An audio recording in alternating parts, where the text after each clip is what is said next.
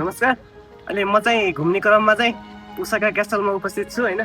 देख्न सक्नुहुन्छ पछाडि ओसाका क्यासल छ होइन। ओसाका क्यासल चाहिँ अब यो ओसाकाको एकदम सेन्टर पोइन्टमा छ। यो क्यासल चाहिँ अब धेरै पहिला 150 आजभन्दा 150-200 वर्ष अगाडि बनाइएको थियो। यो क्यासल चाहिँ खास गरी अब यो अहिले त यहाँ धेरै पर्यटकहरू आउँछन् होइन। विदेशी पर्यटकदेखि लिएर आन्तरिक पर्यटकहरू पनि यहाँ घुम्न कार्नको लागि आउँछन्। तर आजभन्दा 150-200 वर्ष अगाडि चाहिँ यो बनाउनुको उद्देश्य भनेको चाहिँ यहाँबाट चाहिँ अब शत्रुहरूलाई हेर्नको लागि होइन। यो क्यासलको माथिल्लोबाट त्यहाँ पुग्नु पनि मिल्छ, त्यहाँबाट हेर्नु पनि मिल्छ। त्यहाँबाट चाहिँ यो ओसाकाको सबै एरिया देखिने भएर चाहिँ त्यति बेला चाहिँ अब शत्रुहरूलाई हेर्नको लागि भनेर विशेष बनाइएको थियो। अनि यो क्यासल चाहिँ त्यति बेलाको समयमा यो बन्दाखेरि चाहिँ जापानकै सबैभन्दा अग्लो बिल्डिङमा पनि मानिन्थ्यो। यही नै हो। अब भिडियो हेर्दै जानु होला होइन। अनि मन पर्यो भने लाइक सेयर सब्सक्राइब पनि गरिदिनु होला।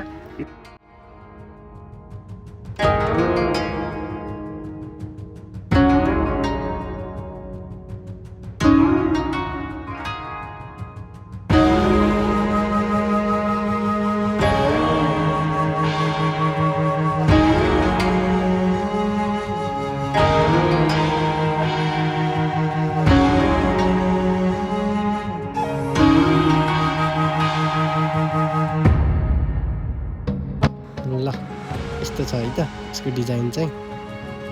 बिचमा तालहरूले घेरेको छन् होइन। त्यहाँ गेटहरू छन्, पुलहरू छन् त्यसको लागि जाने। अनि फेरि एउटा ताल कटेर थोरै जमिन आउँछ।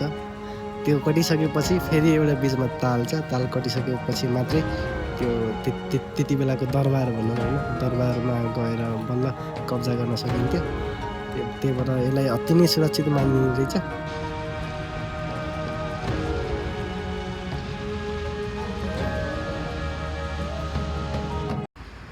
यो क्यासल चाहिँ होइन त्यति बेलाको लागि अति नै सुरक्षित रहेछ होइन। हामी पनि घुम्यौँ यहाँनिर, मजाले घुम्यौँ होइन।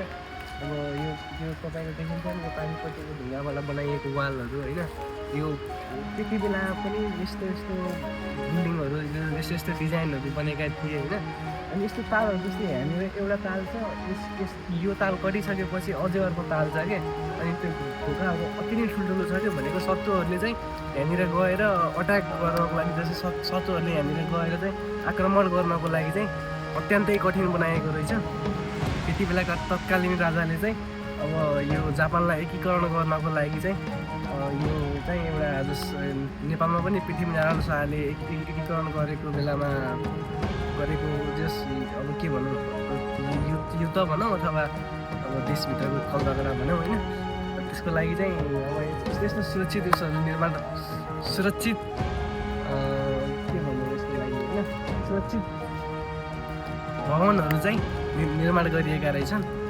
देख्न सक्नुहुन्छ पछाडि यस्तो सुन्दर ताल छ।